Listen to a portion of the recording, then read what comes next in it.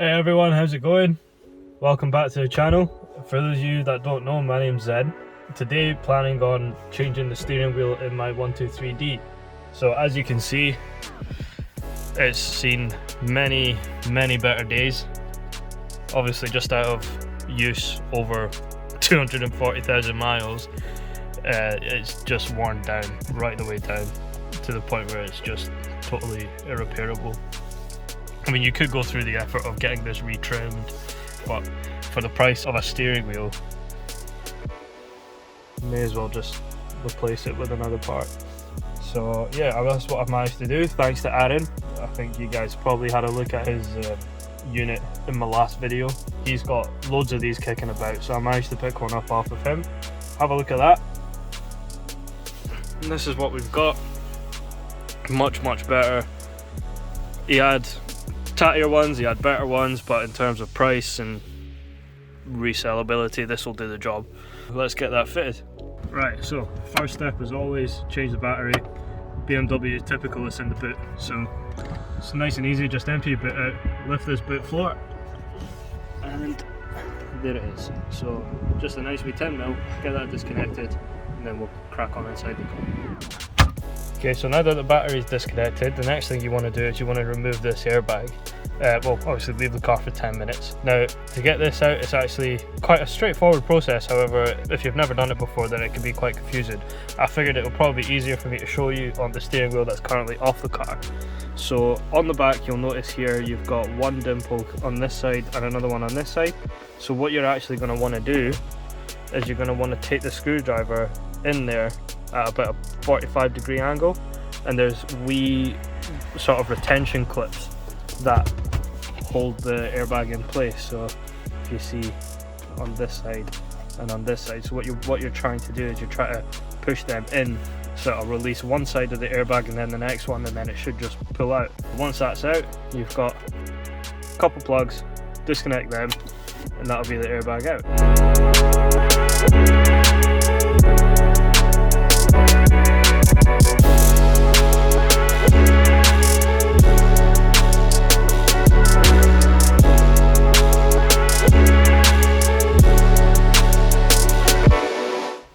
Alright, there we go.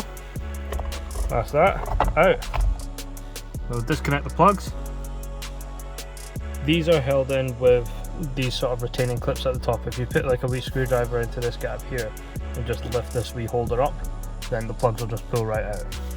So yeah, now that that's done, this bolt in here, that's 16mm. So we'll get the 16mm on the gun and get this out. Make sure the steering wheel is perfectly straight, which it is at the moment. Get this off, get the other one on.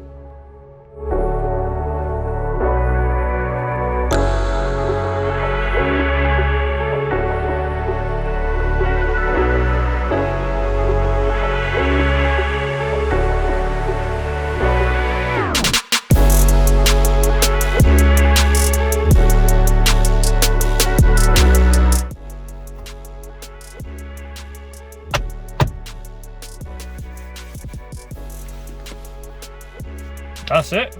It is literally as simple as that. Don't get me wrong, I did forget that you've got the two plugs at the back there. So those two plugs do actually need to be taken out as well. In fact, I'll show you on this one. So you see here you've got these two, so you would have seen it in the video anyway, but this one and this one. So these two need to be unplugged. So make sure you do that because I totally forgot about them. And then yeah, it is literally as simple as what you saw there. With the airbag, you literally just plug it in, line it up, and then just push it until it clips in. That's it. Let's reconnect the battery, and then we'll start it up, make sure that everything's fine, there's no airbag lights or whatever. If there is, it's not a big issue. All you need to do is get it plugged into a code reader, and then they can clear that fault code once this is all back together. But this looks a hell of a lot better than it did, so I'm happy with that. But yeah, let's get it all turned on and see what we've got. Right, another thing to let you know, if you're an idiot like me and you closed your boot after you disconnected the battery, there is a way to get it open again.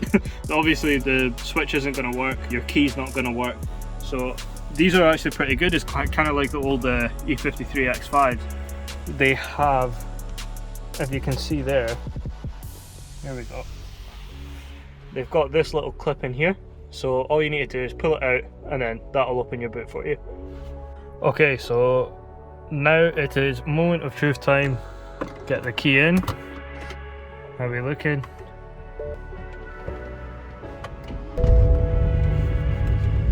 And there we go, perfect. Okay, obviously running a bit low on fuel, but other than that, we're looking alright. Obviously you need to reset your clocks and stuff now that that's done. But that's absolutely perfect. Steering wheel's all done. No airbag lights, no warning lights. Fantastic, there we go.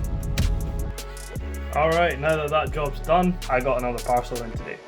Now this parcel is actually some PC parts, so if you're not into PCs you may as well just turn this off now, but this is pretty cool. So let's get it opened up and see what we've got.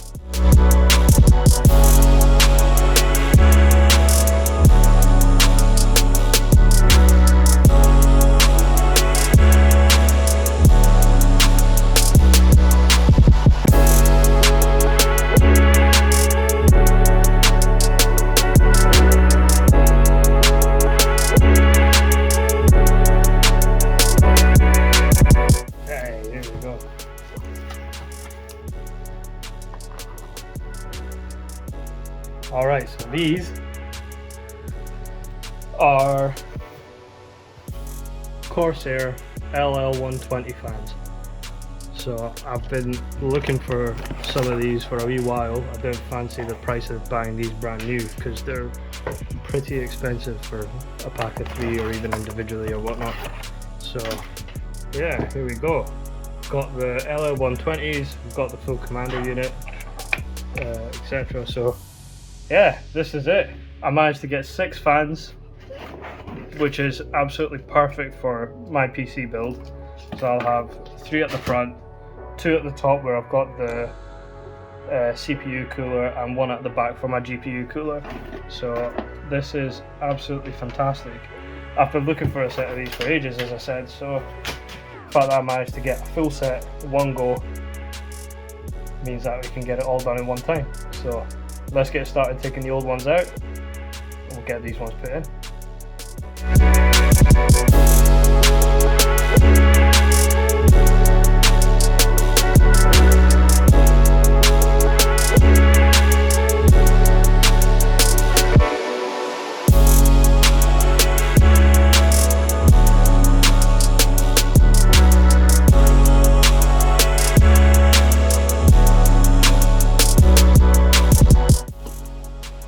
So this is probably the first look around my build.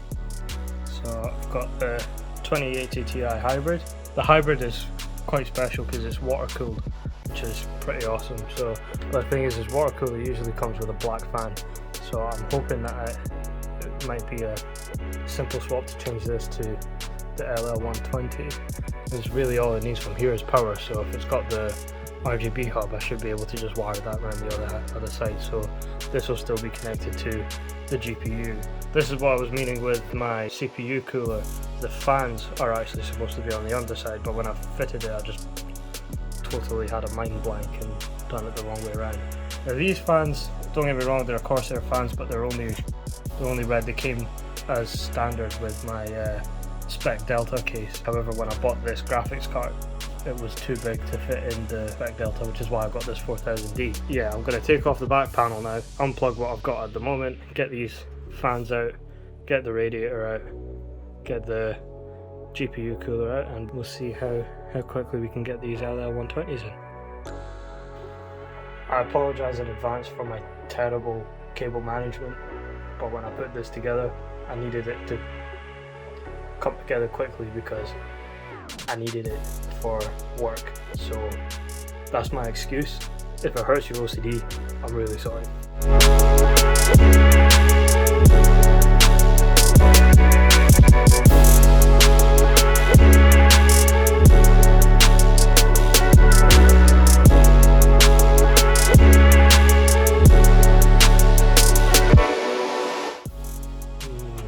Loads of cables, right?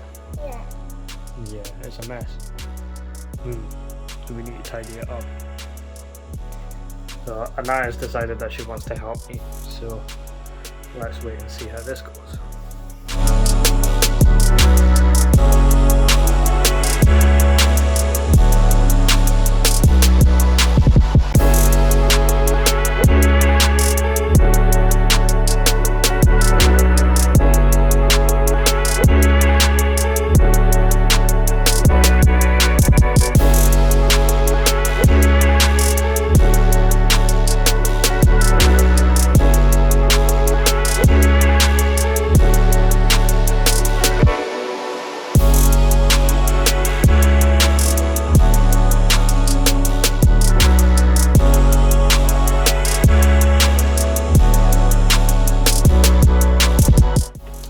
Alright guys, not gonna lie, I'm fairly new to the whole PC building game, so that was actually quite a challenge, much more so than I thought anyway. So the issue that I came across was my SATA cable, or SATA cable, whatever you call it. It had 3 outputs, so one of them went into my hard drive, the other one went into my CPU cooler. What I have is I have the Corsair Commander Node Pro, which means that one of the inputs is for the commander, the other one is for the RGB controller. So I was short one SATA output, but luckily I remembered I bought Keegan fully modular unit over the weekend, and luckily that contained a SATA cable that had 4 outputs, so I was able to make it work. On top of that, the wiring was just, it was hell, and I don't even want to ever open that case again, because if I look in the back of that, I'm just going to be depressed, because the cable management is pretty much non-existent. This is the moment of truth. Let's see if it turns on.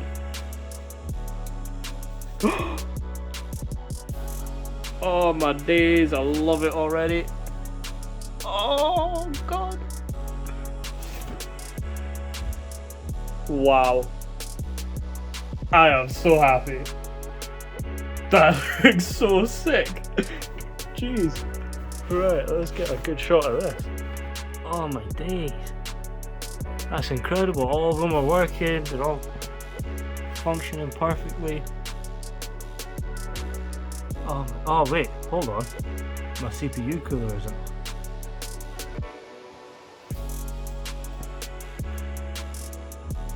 Hold on. Okay, managed to get it sorted. So turns out that the CPU cooler wants to have its own SATA cable just to that one. Don't know why it didn't work with the other ones, but it's working now. Have a look, see what you think. There we go. That's awesome. Every fan working perfectly as it should. I am very happy with that.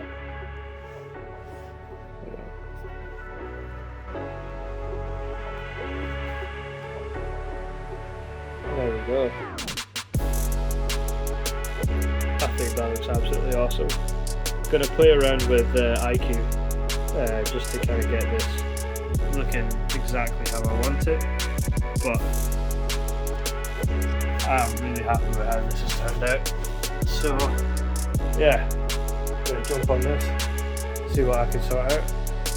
But yeah, we're getting one step closer to Keegan's build getting completed as well. I've got the PSU now, so all I need now is just the CPU and some RAM, and then that's everything sorted for him to get his set up as well. So that'll come in a future video, but I hope you enjoyed me messing around with this one today, and I think that looks absolutely awesome. Let me know what you guys think. But cheers for sticking around, drop a like, subscribe, peace out, see you in the next one.